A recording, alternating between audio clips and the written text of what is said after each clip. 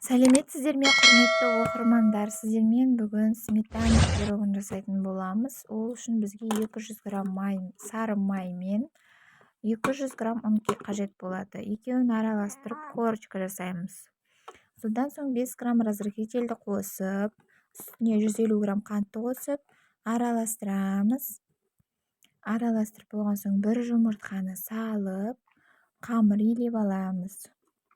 Қолға жабыспайтын жұмсақ қамыр пайда болады. Ол қамырды холодильникке салып қоямыз. Салмамызды дайындап біткенше. Салмасына сметана қосамыз. Сметанамыз иртыш деген сметана алсаңыздар жақсы. Сметананың үстіне мен 2 қасық ұн салып қойдым бірінші. Қою болып шығу үшін, сұйық болмау үшін. Сосын үстіне 2 жұмыртқа салдым, 150 грамм қант салдым. Жақсылап қасықпен араластырамыз. Миксермен араластырмаймыз, сұйық болып қатпай қалуы мүмкін. Араластырып алған соң қамырымызды алып формамызға жайып аламыз.